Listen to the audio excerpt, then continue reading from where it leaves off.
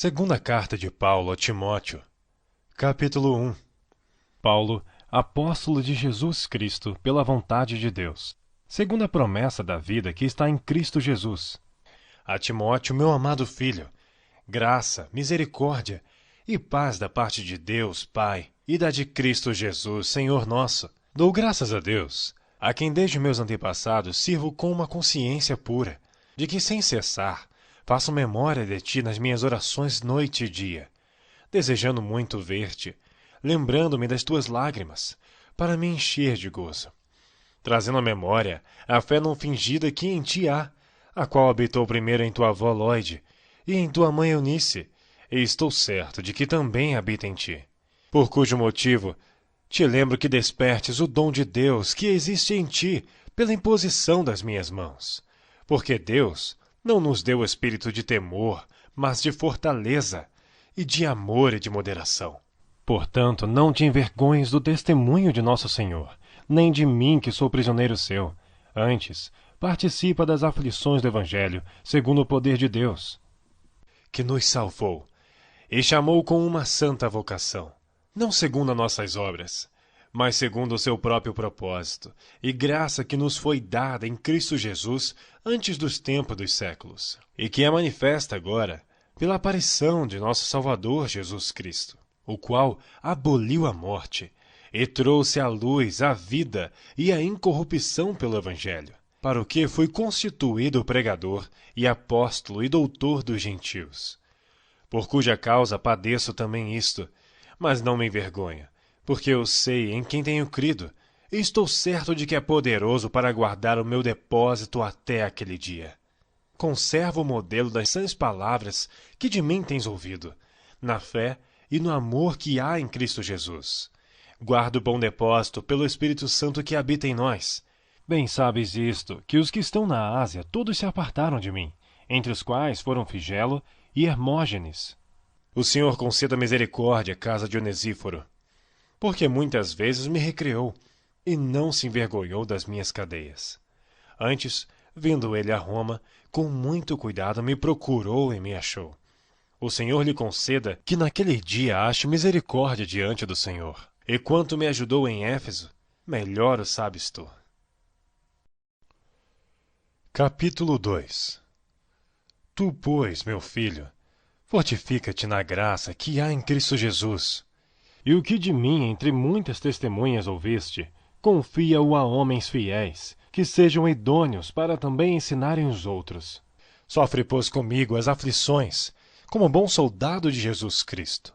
Ninguém que milita se embaraça com negócios dessa vida, a fim de agradar aquele que o alistou para a guerra. E se alguém também milita, não é coroado se não militar legitimamente. O lavrador que trabalha deve ser o primeiro a gozar dos frutos. Considera o que digo, porque o Senhor te dará entendimento em tudo. Lembra-te de que Jesus Cristo, que é da descendência de Davi, ressuscitou dentre os mortos segundo o meu evangelho. Por isso sofro trabalhos e até prisões, como um malfeitor, mas a palavra de Deus não está presa. Portanto, tudo sofro por amor dos escolhidos, para que também eles alcancem a salvação que está em Cristo Jesus com glória eterna. Palavra fiel é esta, que se morrermos com ele, também com ele viveremos. Se sofrermos, também com ele reinaremos. Se o negarmos, também ele nos negará. Se formos infiéis, ele permanece fiel. Não pode negar-se a si mesmo. Traze estas coisas à memória, ordenando-lhes diante do Senhor que não tenham contendas de palavras, que para nada aproveitam e são para a perversão dos ouvintes. Procura apresentar-te a Deus aprovado, como obreiro que não tem de que se vergonhar, que maneja bem a palavra da verdade, mas evita os falatórios profanos, porque produzirão maior impiedade. E a palavra desses roerá como gangrena, entre os quais são Himeneu e Fileto, os quais se desviaram da verdade, dizendo que a ressurreição era já feita, e perverteram a fé de alguns. Todavia, o fundamento de Deus fica firme, tendo este selo: o Senhor conhece os que são seus. E qualquer que profere o nome de Cristo, aparte-se da iniquidade. Ora, numa grande casa não somente há vasos de ouro e de prata, mas também de pau e de barro, uns para a honra, outros, porém, para a desonra. De sorte que, se alguém se purificar destas coisas, será vaso para a honra, santificado e idôneo para o uso do Senhor, e preparado para toda boa obra. Foge também das paixões da mocidade, e segue a justiça, a fé, o amor e a paz com os que, com o coração puro, invocam o Senhor. E rejeita as questões loucas e sem instrução, sabendo que produzem contendas. E ao servo do Senhor não convém contender, mas sim ser manso, para com todos, apto para ensinar, sofredor, instruindo com mansidão os que resistem, a ver se porventura Deus lhes dará arrependimento para conhecerem a verdade, e tornarem a despertar, desprendendo-se dos laços do diabo, em que à vontade dele estão presos.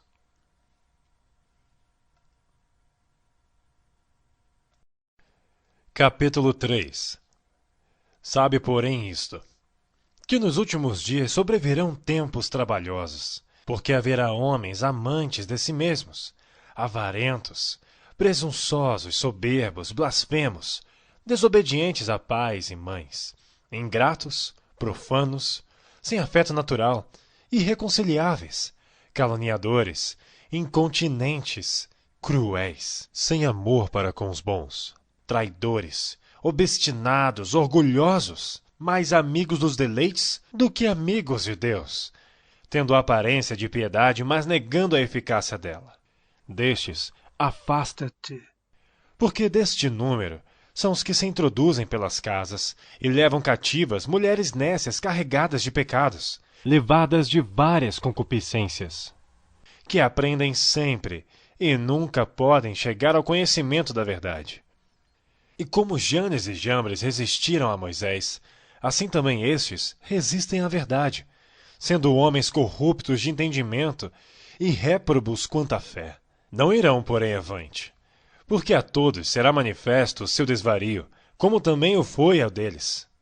Tu, porém, tens seguido a minha doutrina, modo de viver, intenção, fé, longanimidade, amor, paciência, perseguições e aflições tais quais me aconteceram em Antioquia, em Icônio e em Listra. Quantas perseguições sofri, e o Senhor de todas me livrou. E também todos os que piamente querem viver em Cristo Jesus padecerão perseguições. Mas os homens maus e enganadores irão de mal para pior, enganando e sendo enganados.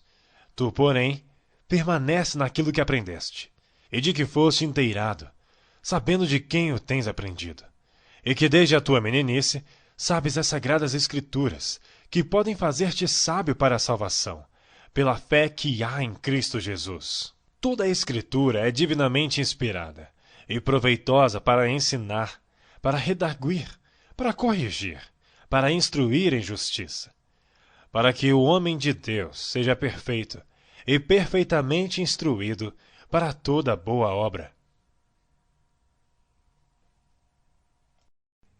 Capítulo 4. Conjuro-te, pois, diante de Deus e do Senhor Jesus Cristo, que há de julgar os vivos e os mortos, na sua vinda e no seu reino, que pregues a palavra, instes a tempo e fora de tempo, redarguas, repreendas, exortes, com toda longanimidade e doutrina. Porque virá tempo em que não suportarão a sã doutrina, mas tendo comichão nos ouvidos, amontoarão para si doutores, conforme as suas próprias concupiscências. E desviarão os ouvidos da verdade, voltando às fábulas. Mas tu, sê sóbrio em tudo, sofres aflições, faz a obra de um evangelista, cumpre o teu ministério. Porque eu já estou sendo oferecido por aspersão de sacrifício, e o tempo da minha partida está próximo. Combati o bom combate, acabei a carreira, guardei a fé.